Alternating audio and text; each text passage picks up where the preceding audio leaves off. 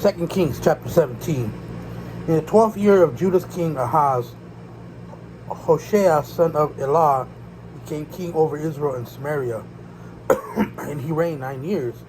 He did what was evil in the Lord's sight, but not like the kings of Israel who preceded him. King Shalmaneser of Assyria attacked him, and Hoshea became his vassal and paid him tribute. But the king of Assyria caught Hoshea in a conspiracy. He had sent envoys to So king of Egypt and had not paid tribute to the king of Assyria as in previous years.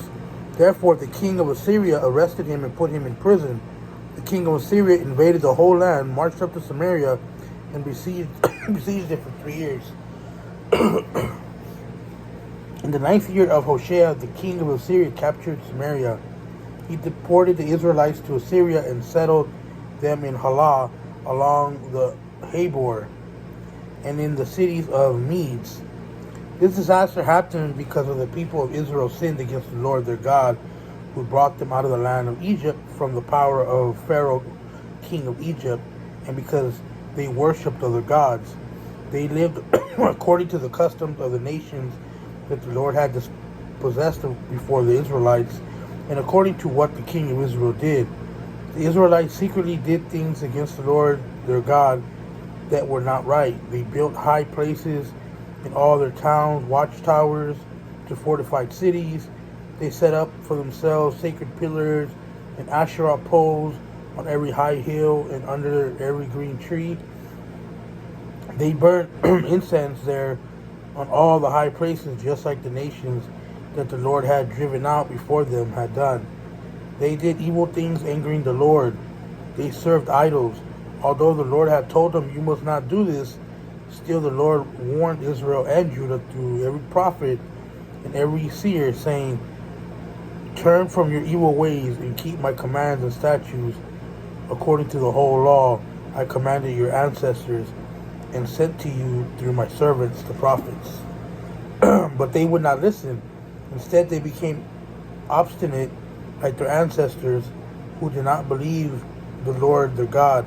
They rejected his statutes and his covenant, and he had made with their ancestors and the warning he had given them. They followed worthless idols and became worthless themselves, following the surrounding nations the Lord had commanded them not to imitate.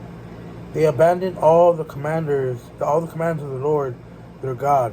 They made cast images for themselves, 2 calves and an Asherah pole. They bowed and worshipped to all the stars in the sky and served Baal. They sacrificed their sons and daughters in the fire and practiced divination and interpretation and omens. They devoted themselves to do what was evil in the Lord's sight and angered him. Therefore the Lord was very angry with Israel, and he removed them from his presence. Only the tribe of Judah remained. Even Judah did not keep the commands of the Lord their God, but lived according to the customs of Israel had practiced. So the Lord rejected all the descendants of Israel, punished them, and handed them over to plunderers until he had banished them from his presence. When the Lord tore Israel from the house of David, Israel made Jeroboam, son of Nebat, king. Then Jeroboam led Israel away from following the Lord and caused them to commit immense sins. The Israelites persisted in all the sins that Jeroboam committed and did not turn away from them. Finally, the Lord removed Israel from his presence, just as he had declared through all his servants and prophets. So Israel had been exiled to Assyria from their homeland to this very day. Then the king of Assyria brought people from Babylon, Cutha, Ava, Hamath, and Sepharvaim, and settled them in the places of the Israelites in the cities of Samaria. The settlers took possession of Samaria and lived in the cities. When they were first lived there, they did not fear the Lord. So the Lord sent lions among them, which killed them, some of them. The settlers said to king of Assyria, "The nations that have deported and placed in the cities of Samaria do not know the requirements of the God of the land. Therefore, he has sent lions among them that are killing them because the people don't know the requirements of the God of the land. Then the king of Assyria issued a command: send back one of the priests you deported. Have him go and live there so he can catch them the requirements of the God of the land. So one of the priests they had deported came and lived in Bethel, and he began to preach to them how they should fear the Lord.